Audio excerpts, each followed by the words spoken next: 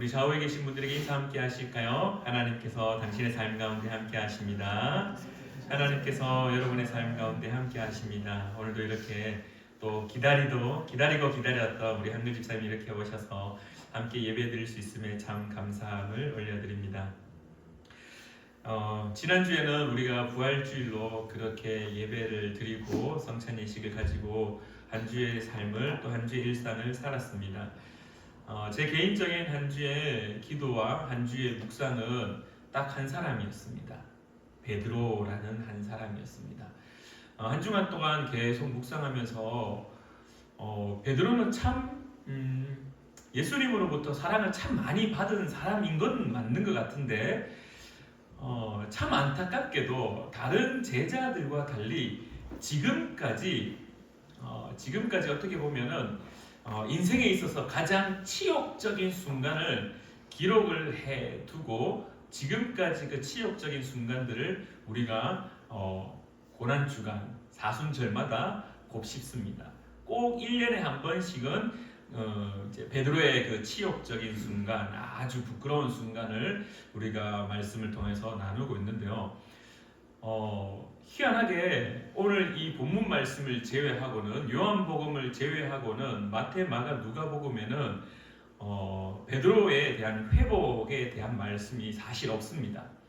마태복음, 마가복음, 누가복음, 요한복음 모든 이제 4복음서, 이 4복음서에는 이 베드로에 대한 어떻게 보면은 좀 안타깝죠. 인생에 있어서 가장 부끄러운 순간이 정확하게 빡 기록되어 있습니다. 우리가 알고 있듯이 닭 울기 전 네가 나를 3번 부인하리라 배신하리라라는 그 예수님의 말씀도 물론 있었지만은 어찌 보면은 그 정말 기로의 순간, 선택의 순간에 정말 부끄럽게도 나는 주님을 모른다라고 했던 것. 제가 예전에 혹시 우리 성도님들한테 기도회 때 고백했던 거 혹시 기억나시나요? 저희 푸른나무 교회에도 어제도 또 도움을 요청하러 오신 분이 오셔서 같이 이야기 나누고 같이 라면 드시고 커피 한 잔 드시며 믹스커피가 몇 개 안 남았는데 아직 제가 주문을 못 해가지고 믹스커피가 몇 개 안 남았는데도 불구하고 목사님 믹스커피 몇 개 가져가면 안 됩니까? 해가지고 이렇게 또 챙겨 드려가지고 오늘 참고로 드실 때 한 사람당 한 개만 드셔야 됩니다.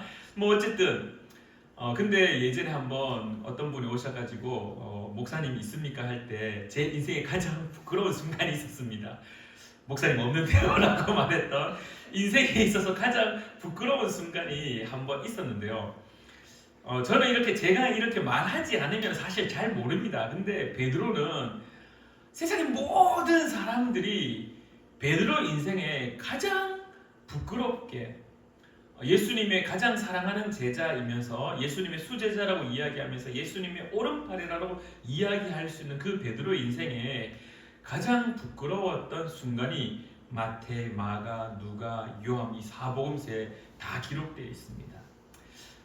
지금 만약에 이 베드로가 살아있다라고 이야기하고 지금 이 베드로가 이 복음서를 적혀 있는 것을 봤다라면은 정말 얼굴이 울그락불그락 거리면서 부끄럽기도 하고 복음서를 적었던 마태, 마가, 누가, 요한에 대해서 야, 좀 적을 때 좀 내 부끄러운 거 좀 빼고 좀 적지 왜 이렇게 심지어 누가복음에는 정말 상세하게 이렇게 잘 적혀 있습니다.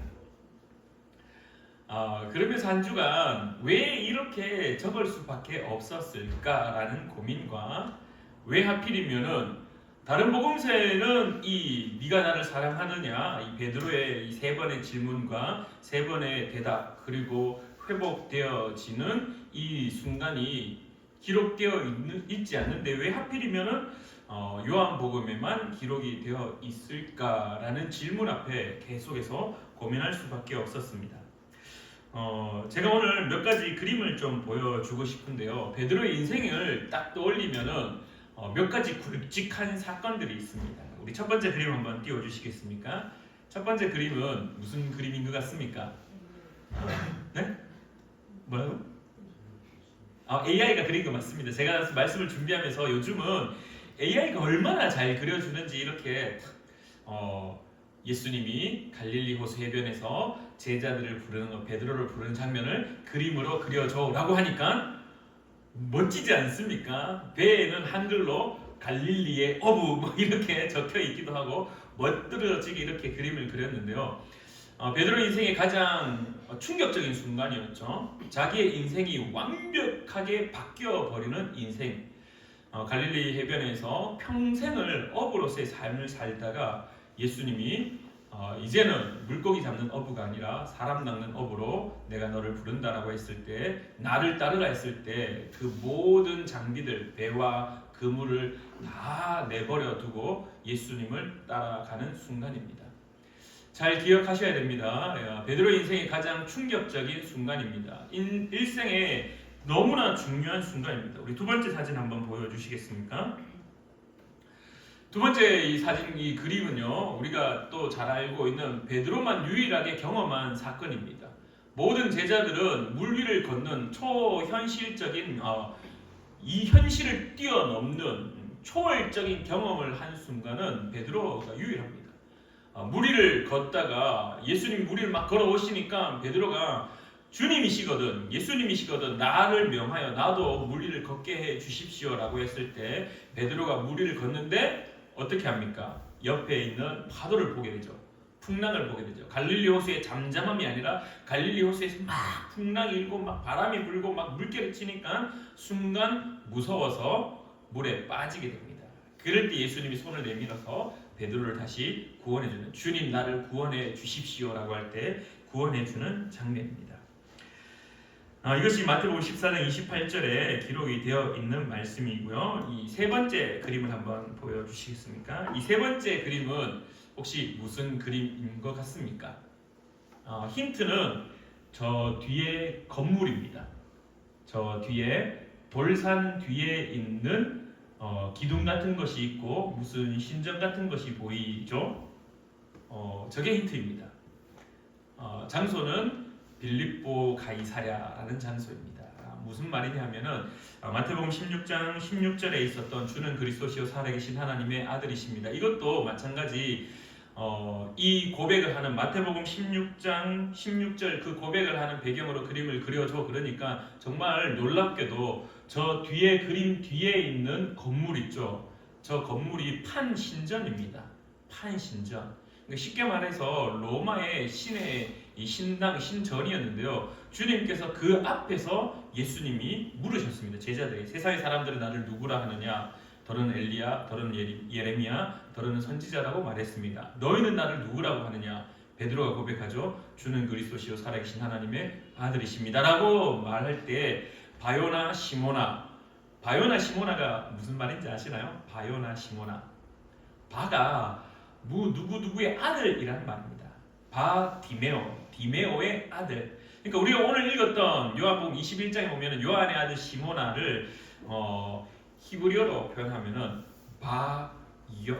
바요나 시몬 이렇게 되는 겁니다. 요한의 아들 시몬. 그러니까 바요나는 요한의 아들 시모나라고 이야기하며 예수 그리스도께 주는 그리스도시요 살아계신 하나님의 아들이십니다라고 고백하였고, 그러면서 천국의 열쇠를 받는 이 베드로의 인생에 있어서 세 번 어떻게 보면은 가장 또 중요한 순간 중에 하나가 오늘 이 세 번째 그림입니다.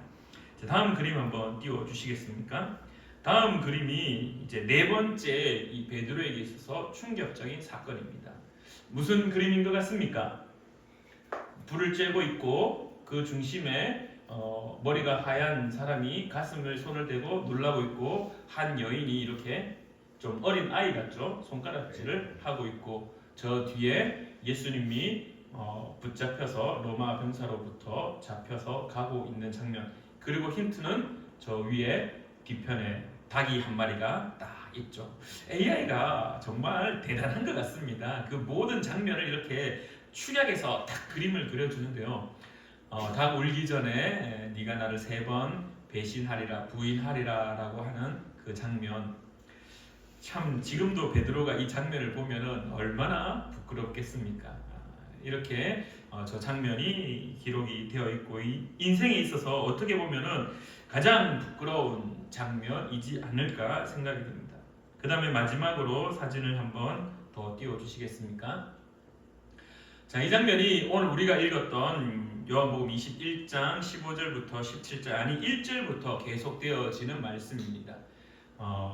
저기 해가 뜨고 있죠. 새벽 미명이었고 밤새 물고기를 잡았지만은 잡지 못하였는데 예수님이 오른편에 그물을 던져보라라고 했을 때 물고기 가득 잡혔고 육지로 왔을 때 예수님인 것을 알고 그들과 함께 모닥불을 피우고 예수님이 조반 아침 식사를 물고기도 잡고 해서 같이 드시고, 그리고 조금 떨어진 곳에서 예수님이 베드로에게 질문하죠. 네가 나를 이 사람들보다 더 사랑하느냐라고 질문하고, 그리고 베드로가 주님께서 아십니다 라고 대답하는 그 오늘 우리가 읽었던 본문의 가장 중요한 장면입니다.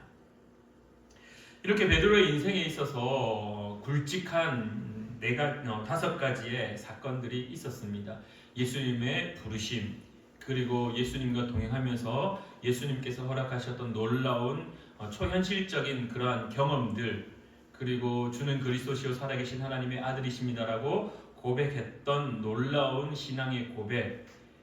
그 신앙의 고백이 있었지만 그럼에도 불구하고 또 한 인생에 가장 실패한 모습처럼 보이는 모든 것을 상실되어 버리는, 그래서 삶의 방향을 잃어버린 채 우리가 금요 기도에 나누었던 삶의 방향을 잃어버려서 사람 낚는 업으로서 부름받은 이가 다시 물고기 잡는 사람으로 돌아가 버렸던 순간들.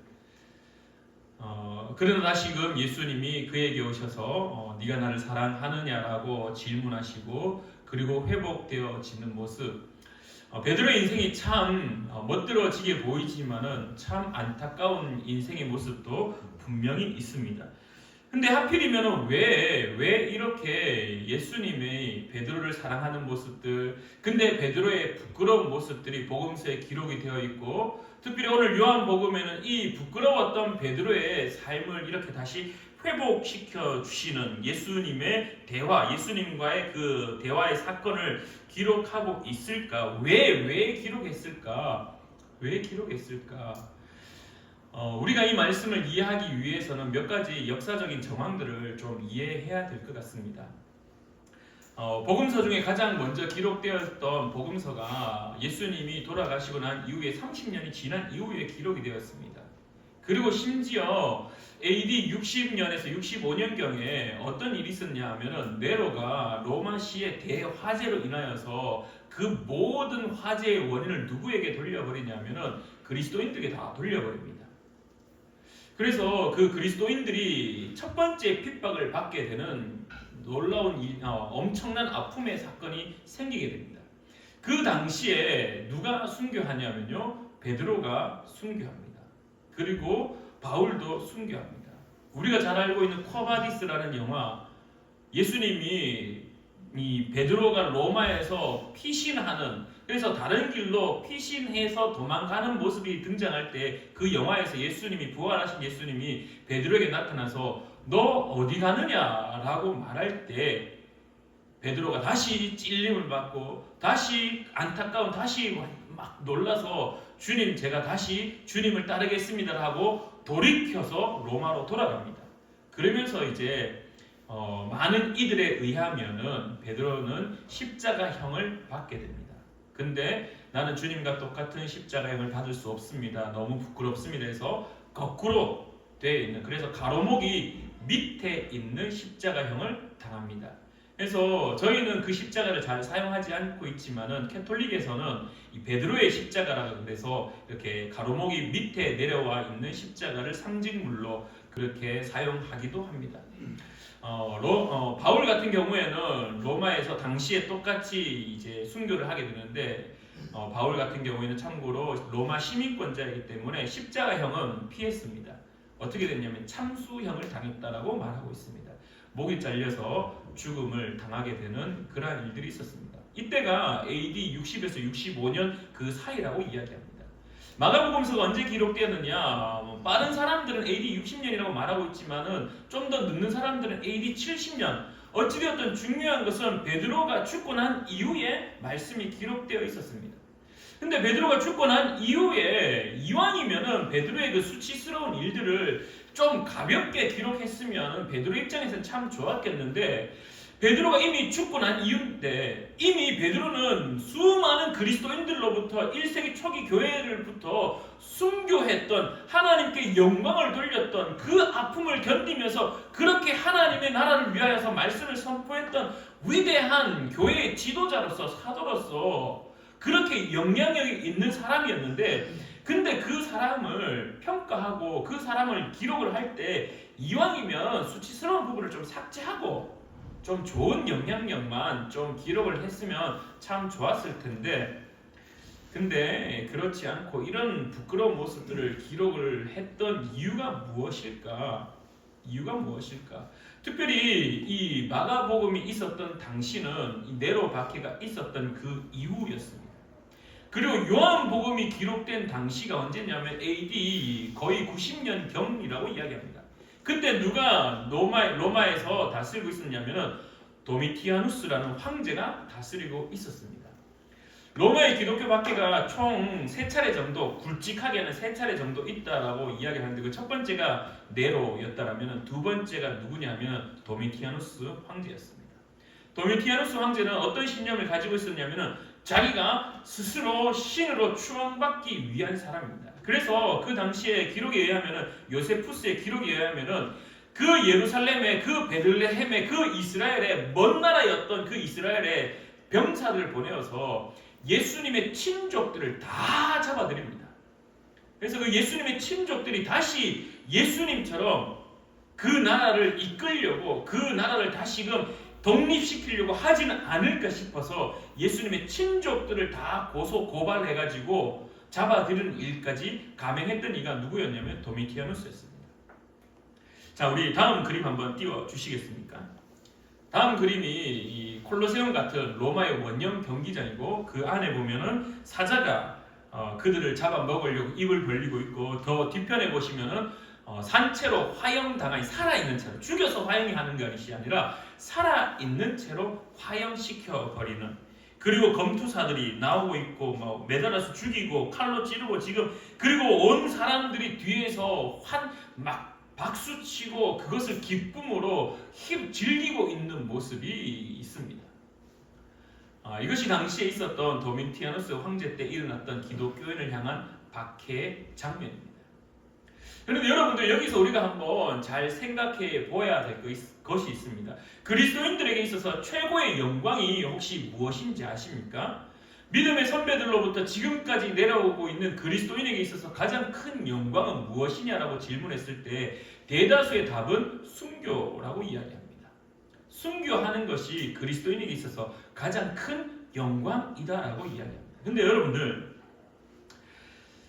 지금 우리가 좀 상상을 한번 해 보십시다. 지금 우리가 한번 상상을 해 보셔서 저 장소에 내가 서 있다라고 생각을 해 보십시오. 내가 서 있다라고 생각해 보십시오. 여러분들 어떻게 할 것 같습니까? 어떤 일이 일어날 것 같습니까? 당시의 기록에 의하면, 요세푸스의 기록에 의하면 수많은 사람들이 배교하는 자들이 나타났다라고 이야기합니다. 이상적인 것은 순교하는 것이죠. 이상적인 것은 순교하는 것이죠. 순교가 모범답안이죠. 근데 사실 모범답안을 가지고 살아갈 수 있는 사람이 과연 몇 사람이나 될까? 가장 충격적인 것은 우리는 지금 그 아픔을 겪지 않기 때문에 배교했던 사람들, 신앙이 흔들렸던 사람들을 향해서 손가락질 할 수 있습니다. 그러나 절대로 손가락질 할 수가 없습니다. 말라기서에서부터 마태복음까지 그 복음서의 사이에 있었던 그 400년의 기간, 그 마카비 혁명이 일어날 수밖에 없었던 그 순간에 어떤 일이 있었느냐? 히브리서 11장의 말씀처럼 수많은 사람들이 산채로 톱으로 켜짐을 당하고 껍질이 벗겨진 채로 뜨거운 물에 담구어지는 고문을 당하는 일들이 숱하게 일어났습니다. 당시에 로마 시대도 수많은 아픔들이, 고통들이, 핍박과 박해가 일어났습니다. 그때 어떻게 했느냐? 나를 찌르고 나를 박해하고 나를 고문하고 나를 죽이면은 나만 당하면 되는데, 나는 옆에 딱 세워두고 나의 아들과 나의 아버지와 나의 어머니와 나의 자식들을 세워놓고 그 자식들을 고문하기 시작하는 겁니다. 네가 예수 안 믿는다 한 번만 말하면은 내가 얘 살려줄게. 그리고 너의 가족 다 살려줄게. 너 믿는다고 하는 순간 네 아들을 껍질채로 벗겨버릴 거야. 이게 마카베오 상에 기록되어 있는 말씀입니다. 그때만 있었느냐? 저 당시에도 똑같이 그 일들이 일어났다는 겁니다. 신앙의 생활이 깊은 사람들, 신앙의 믿음이 깊은 사람들은 괜찮습니다. 얘들아, 주님이 기다리신다. 걱정하지 말고 천국 가자. 주님을 믿고 우리 이 순간의 순교함으로 하나님께 가장 큰 영광을 돌리자 하는 사람도 있겠죠. 근데요, 반대로 그 순간에 그 아픔을 견디지 못한 이들이 신앙의 흔들림이 있었다는 것이 사실이다라는 겁니다. 그래서 많은 이들이 그 순간의 신앙의 흔들림, 그리고 내일 또 우리가 잡히면 어떻게 될까? 내일 또 이런 일이 일어나면 어떻게 될까? 여러분들, 일본에 아주 유명한 소설가가 있습니다. 엔도 슈샤쿠라는 소설가가 있습니다. 크리스찬 소설가인데요. 이분이 어떤 책을 썼냐면 침묵이라는 책을 썼습니다. 그 침묵이라는 책이 여전히 논쟁 중에 있지만은 그러나 그 책은 그리스도인이라면 한 번 정도는 꼭 읽어볼 책인 것 같습니다. 그리고 그 책을 다 읽기가 힘드시면은 2016년에 개봉했던 영화 사일런스라는 영화가 있습니다. 기회가 되신다면 꼭 한번 보시길 바랍니다. 초기 일본에 복음이 선포되어지는 1500년대 초기에 그렇게 복음이 흘러가는 이야기가 그 영화의 주제이고 또 1700년대에 있었던 가장 심각했던 기독교 박해 얼마나 있었냐면 400년 동안 기독교 금교령이 내려집니다. 토요토미 히데요시를 비롯하여서 수많은 이들이 그리스도인들을 잡아 죽이기 시작하는데요. 얼마나 많이 잡아 죽였냐면 다음 사진 한번 보여주시겠습니까? 이 그림에 보면은 기독교 금지 및 박해, 나가사키 26인 성인 순교, 거기에 보시면은 십자가에 매달려 있는 사람들도 있지만은 밑에 그림에 보시면은 어떤 사람이 발로 십자가의 그림을 밟고 있는 그림이 있습니다. 저걸 이제 후미에라고 이야기하는데요. 후미에 예수님의 그림, 얼굴 등을 그려놓고 처음에는 종이로 했지만은 빗길에 질퍽질퍽한 땅에 밟으니까 찢어지니까 이제 동판에다가 예수님의 얼굴을 새기게 합니다. 그리고 그 새긴 것을 네가 예수님을 믿으면은 아까처럼 너의 가족들 다 죽이겠다. 근데 이거 밟고 지나가고 이거 침 뱉고 지나가면은 살려주겠다. 그리고 그 옆에 보면은 이제 사람을 매달아서 지금 그림은 사람을 저렇게 똑바로 매달려 있는데요. 원래는 거꾸로 매답니다. 거꾸로 매달아서 아나찔이라고 해서 귀 뒤를 이제 칼로 상처를 탁 냅니다. 사람을 거꾸로 매달아서 밑에 있는 똥통에다 매달아 놓으면요 어떻게 되냐면은 이 혈압이 머리에 차가지고 질식사 죽게 된답니다. 그래서 일부러 여기에 칼집을 탁 내가지고 혈압이 차지 않도록 피를 내고 그리고 똥통에다가 빠뜨렸다 올렸다 빠뜨렸다 올렸다 하는 겁니다. 그러면서 그 사람의 신앙을 지킬 거냐를 묻는 게 아니라 너의 신앙을 포기하면은 저 감옥에 있는 너의 자식들을 살려주겠다라고 이야기하는 겁니다. 그리고 그 옆에 있는 그림은 뜨뜻한 물에 들어가서 온천하는 것처럼 보이죠. 그러나 실제로는 나가사키의 운진이라는 온천 지역에 가면은 그 80도, 85도 되는 그 뜨거운 물에 사람을 그냥 퐁당 담궈 버립니다. 그리고 이 사일런스 영화 침묵 소설에 보면은 이 바가지로 그 온천수를 그대로 떠가지고 찬물 섞는 게 아니라 그 85도의 뜨거운 물을 계속 뿌립니다. 예수님을 부인하라고 계속 뿌립니다. 그래서 부인하면은 자식들 다 살려주고 가족 다 살려주고 그 마을에 온전히 살게 해주고 근데 그렇게 하지 않으면은 자기부터 죽이는 것이 아니라 자식들부터 죽이는 겁니다. 칼로. 그런 일이 있었습니다. 400년 동안. 그래서 지금도 말하기를 일본인들에게는 기독교를, 그리스도교를, 예수님을 거부하는 피가 흐른다라고 할 정도로 심각한 일들이 지금도 그들의 마음속에 남겨져 있다는 겁니다. 근데 이 영화 사일런스 소설 침묵이라는 소설 속에 한 등장인물이 있는데요. 기치지로라는 사람이 등장합니다. 이 기치지로라는 사람이 저 장면을 계속 목격합니다. 어떤 역할을 하냐면은 이 필리핀에서부터 이 신부님을 로드리게스라는 신부님을 일본으로 이렇게 모시고 오는 일을 하는데요. 그러면서 이제 예수를 그리스도로 고백하게 되고 주님 내가 주님을 믿습니다라고 고백하고 주님 앞에 세례도 받고 다 합니다. 근데 하루는 이 장면을 목격하는 순간 어떻게 되냐면은 오히려 이 기치지로가 신부가 있는 장소를 고발해 버립니다. 그 어찌어찌해서 다시 막 삶이 다 하다가 자기는 배신한 자로 살다가 다시 그 신부님을 만나게 되고 다시 복음 전도자를 만나게 되니까 또 그 앞에 막 달려가서 또 무릎을 꿇고 죄를 용서해달라고 나의 부끄러움을 용서해달라고 계속 외칩니다. 그러니까 그 신부님이 다시금 또 그를 용서합니다. 근데 또 며칠이 지납니다. 또 마을에 이 후미엘을 들고 와가지고 그 일본의 군사들이 와가지고 야 밟아 그러면 살려줄게 그렇지 않으면 너 죽어 너의 가족이 죽어. 그러니까 또 기치지로가 어떻게 하느냐 침을 탁 뱉습니다. 후미에다가 그리고 그것을 밟고 지나갑니다. 근데 또 얼마 있다가 와가지고 또 그 신부에게 가가지고 내가 잘못했습니다. 내가 죽을 죄를 졌습니다. 계속 용서를 구합니다.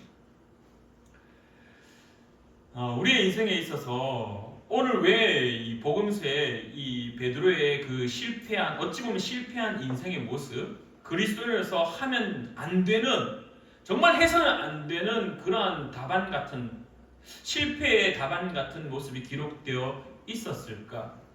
그리고 요한의 저자인 요한복음의 저자인 요한이 왜 예수님이 다시 그에게 와서 3번씩 회복의 말씀을 선포하고 그렇게 다시 내 양을 먹이라라고 이야기하고 네가 젊어서는 스스로 띠를 띄었으나 이제 늙어서는 네가 원치 않는 곳에 가서 그렇게 살다가 죽을 거다. 복음 선포의 길을 가다가 순교할 거다라고 그렇게 말씀을 하셨을까? 요한복음에 그 기록된 당시가 아까 도미티아누스 당시라고 이야기를 했습니다. 수많은 사람들이 이상적인 답안을 쫓아 살아가죠. 순교의 길을 쫓아 살아가죠. 하지만 또 수많은 사람들이 그 순교의 순간 앞에서 죽음의 순간 앞에서 신앙이 흔들리게 되고 어찌 보면은 실패한 인생과 같이 어찌 보면은 배교한 자 손가락질 받을 수밖에 없는 그러한 순간들 앞에 무너지는 모습들이 있었다는 겁니다. 근데 여러분들 이게 남의 이야기가 아닙니다. 다음 그림 한번 보여주시겠습니까? 다음 그림은 일제강점기 시절입니다.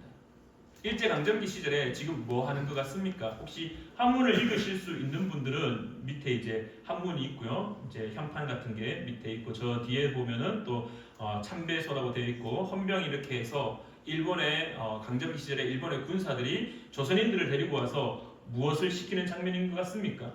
뒤에 성경책을 이렇게 딱 들고 왔는데 뒤에 도리가 있죠. 기둥 큰 거. 저게 이제 신사의 입구에 있는 도리. 저 도리가 인간의 영역과 신의 영역을 구분짓는 문이라고 이야기합니다. 그래서 저기에 신이 내려온다라고 이야기하고 저 뒤로 이렇게 걸어가면은 신의 영역으로 들어간다. 그래서 그 앞에 신에게 참배하는 그 신사 참배를 강요하고 있는 장면입니다. 여러분들은 어떤 생각을 가지십니까? 나는 안 했을 거야. 나는 다 신앙을 잘 지켰을 거야. 나는 철저하게 예수님을 믿었을 거야. 예수를 그리스도로 고백했을 거야. 장담하실 수 있으십니까? 그 다음 사진 한번 보여주시겠습니까? 그 다음 사진 밑에 흰색 글씨 혹시 보이십니까? 평양 신사 참배하는 장로의 총회 대표. 옆에 있는 한문을 제가 한글로 적어놓은 겁니다.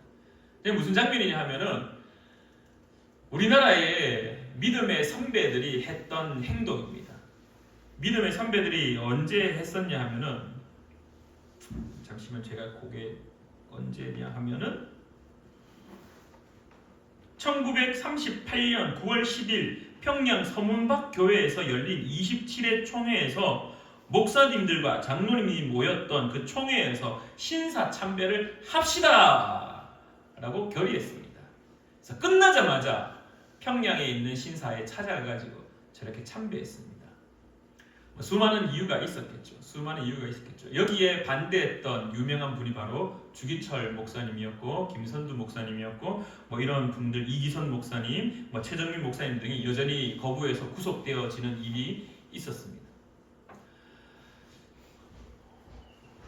왜 베드로의 아픔을, 베드로의 부끄러움을 그렇게 기록을 해놓고 요한복음의 저자가 요한복음에서 다시 회복하는 일들을 기록을 해놓았을까? 그리스도인에게 있어서 이상적인 답은 분명히 있습니다. 이상적인 답은 있습니다. 그러나 이상적인 답으로 살아내는 것은 사실 쉽지 않습니다. 지금 내 눈앞에 총과 칼이 있으면 더 어렵겠죠. 그러나 우리는 지금 총과 칼이 없으니까 괜찮다 말하고 있지만은, 그러나 우리는 우리의 인생을 가장 잘 압니다. 며칠 전에 청년들과 함께 모여서 이런저런 교계 안에 안타까운 일들을 나누었습니다. 그러면서 마지막에 했던 이야기가 뭐냐 하면은, 우리도 똑같은데 우리는 유명하지 않아서 손가락질 받지 않는 것뿐인데, 우리도 똑같이 부끄러운 일을 행하고 있고, 우리도 예수님 보시기에는 창피스러운 일을 행하고 있는데, 우리도 베드로처럼 유명하지 않아서 단지 성경에 기록되지 않을 뿐이지, 우리도 신앙생활 하다 보면 너무나 부끄러운 일들을 하고 있는데, 이런 부끄러운 마음이 있는 상태인 우리를 향하여서 주님은 오늘 어떻게 하시느냐? 야! 너 왜 그런 일을 했어? 질책을 한다거나, 너 왜 그렇게 살아? 너 왜 그렇게 부끄럽게 살아라고 심판하는 자가 아니라, 도미니키아누스의 그 황제로부터 핍박받고 박해받을 때 어쩔 수 없이, 아니 그의 믿음의 신앙이 너무나 약하여서 이제 예수를 그리스도 고백했던 초신자들 입장에서는 그 두려움, 그 받기가 힘들어서, 주님, 내가 주님을 믿는다 말하였지만은 내가 지금 너무나 두려워서 침을 뱉고 후미에를 밟을 수밖에 없는, 신사 앞에 가서 절할 수밖에 없는 그런 인생. 그들에게 이 오늘 요한복음 21장 15절부터 17절 베드로를 다시 회복하는 말씀은 너무나 큰 위로와 격려가 된다는 사실입니다. 오늘 살아가는 저와 여러분들에게 있어서 모범 답안이 있습니다. 순교하는 것, 모범 답안입니다. 그렇게 살아야죠. 그리스도인에게 가장 큰 영광이죠. 그게 우리의 모범 답안입니다. 근데요, 여러분들, 그 모범 답안으로 살아낸다는 건 사실 쉽지 않습니다. 예수님이 베드로에게 와가지고 질문합니다. 네가 나를 사랑하느냐라고 했을 때 그 숯불 앞에서 자기는 그걸 볼 때마다 트라우마죠. 얼마나 부끄러웠겠습니까? 예수님이 나를 더 사랑하느냐라고 질문했을 때 얼마나 부끄러웠겠습니까? 내가 주님을 배신했었는데, 예수님이 잡혀가는 그 순간 내가 배신했는데 얼마나 부끄러웠겠습니까? 정말 쥐구멍이 있으면 숨고 싶은 그 심정이었을 겁니다. 근데 주님 아시잖아요. 근데 또 묻습니다. 무너져 내렸을 겁니다. 주님, 내가 어떻게 하길 원하십니까? 주님, 내가 다 포기하고 그냥 원래대로 돌아가야 되는 겁니까? 내가 이제 예수님 배신했으니까 더 이상 내 인생은 끝이군요. 이렇게 되는 게 정답입니까? 근데 계속 주님 또 물으십니다. 세 번째 또 물으십니다. 베드로가 근심합니다. 예수님의 의도가 무엇일까? 도대체 예수님의 의도가 무엇일까? 사랑하는 푸른나무 교회 성도님들, 오늘 우리의 인생이 베드로와 같이 수치스러운 일이 없다라고 누가 장담할 수 있겠습니까? 오늘 우리의 인생에 살아갈 때 매일매일 하루하루의 삶 속에 하나님 나라를 위하여서 충성스럽게 산다고 말하지만은 베드로와 같은 그 수치심, 그 당혹스러운 일들을 행하고 있지는 않습니까? 그때 주님은 우리를 포기하거나 버리거나 내버리는 것이 아니라 다시 오셔서 우리에게 다시 말씀하십니다. 네가 나를 사랑하느냐? 그러면 네 양을 먹이라. 사랑하는 우리 푸른 나무교회 성도님들, 꼭 기억하시길 간절히 축원합니다. 믿음의 선배들도 지키기를 원했지만은 지키지 못한 일들이 숱하게 드러납니다. 역사를 통해서 우리에게 말하고 있습니다. 오늘 여러분들 아무런 문제가 없고 아무런 어려움이 없고 총과 칼이 없기 때문에 나는 지킬 수 있다라고 말할 수 있겠지만, 그러나 장담하지 않기를 바랍니다. 우리의 일상에는 우리를 무너뜨리려고 하는 것들이 더 많습니다. 우리를 그리스도인답게 살게 하지 못하게 하는 것들이 얼마나 많은지요. 마귀가, 사탄이 우는 사자같이, 배고픈 사자같이 입을 벌리고 여러분들을 넘어뜨리려고 하는 순간들이 얼마나 많습니까? 부끄럽지만 저 역시 그런 순간이 있었습니다. 목사님 안 계십니까? 아니요, 없는데요. 그래서 도움을 요청하러 오는 분이 올 때마다 계속 기억납니다. 그게 트라우마처럼 계속 기억납니다. 그래서 어떻게 하느냐? 주님, 목사이지만 열심히 신학을 공부했고 열심히 말씀을 읽고 열심히 주님 앞에 기도했지만은 그 순간 앞에서는 저도 부끄러운 일을 해버렸네요. 그 부끄러운 일을 해버렸네요. 내 힘으로는 그리스도인으로 살아가는 것이 참 쉽지 않네요. 주님 도와주십시오. 그래? 희석아, 이제 네 눈앞에 도움을 요청하는 사람이 오면은 더 작은 자 나를 향하여서 섬기듯이, 나를 위하여 섬기듯이 그 사람을 섬겨야 된다. 그래서 저는 요즘에 오는 분들마다 앉혀놓고 같이 라면 먹습니다. 같이 차 한잔합니다. 제가 뭐 그들을 향하여서 돈을 드릴 수 있는 그런 형편은 안 되지만은 그의 삶을, 인생을 책임져 줄 수는 없지만은 그 인생의 이야기를 다 들었습니다. 어제도 오셔서 한참, 제가 교회 청소하는데 같이 한참 이야기 나누고 라면 먹고 커피 마시고 아픔을 이야기한 걸 다 듣고 떠났습니다. 근데 또 제 가슴에는 또 떠오르는 겁니다. 그때 트라우마가. 베드로의 고백처럼, 베드로의 그때처럼 또 떠올랐습니다. 아, 나 참 연약한 자였구나. 그래서 오늘 저는 이렇게 여러분들과 함께 나누고 싶은데요. 이 세 번의 질문이, 첫 번째로는 여러분의 그 아픔을, 그 신앙의 실망스러운 부분들을 계속해서 기억나게 합니다. 그리고 그 기억나는 것 앞에 우리는 어떻게 하느냐? 주님, 나의 연약함을 고백합니다. 내가 참 잘 지키려고 했지만은 잘 안 되네요. 그래서 주님께 도움을 구합니다. 그리고 세 번째로는 여러분들의 신앙을 주님께서 다시 괜찮다. 너 이제 내 양을 먹이면 된다. 다시 말해, 다시 이제 그리스도인답게 조금 더 성장해서 살아가면 된다. 사랑하는 우리 푸른 나무 교회 성도님들의 삶이 되기를 간절히 축원합니다. 신앙을 숨길 수밖에 없었던 그 환경들, 신앙을 매몰차게 내버릴 수밖에 없었던 그 순간들, 그럼에도 불구하고 오늘 베드로의 회복의 말씀은 그들에게 위로가 되었고 그들에게 새로운 답을 제시하였고 그들에게 다시 일어설 수 있는 힘을 허락하였다라는 사실입니다. 요한복음의 저자가 도비티아누스 황제의 핍박들, 네로 황제의 핍박을 바라보면서 수많은 사람들이 박해받고 핍박받고 결국 무너지는 인생들을 보며 무엇을 제시할까? 어떤 답을 제시할까? 어떤 모습을 주님 앞에 이들에게 말씀을 이야기할까의 그 고민 앞에 그 요한의 답은 베드로의 세 번의 질문과 세 번의 답, 그리고 예수님께서 다시 회복시켜주는 그 답안이 그들에게 주어졌다는 사실입니다. 이것을 잊지 않고 여러분들의 인생에 무너져 내릴지라도, 여러분의 신앙이 흔들릴지라도 베드로의 실패, 그러나 다시 회복되어지는 모습을 기억하셔서 주님의 회복시켜주시는 은혜를 누리는 귀한 푸른나무교회 성도님들 되기를 간절히 축원합니다. 기도하겠습니다. 참 좋으신 하나님 아버지, 그리스도인으로서 산다라는 것이 때로는 너무나 쉽게 여겨집니다.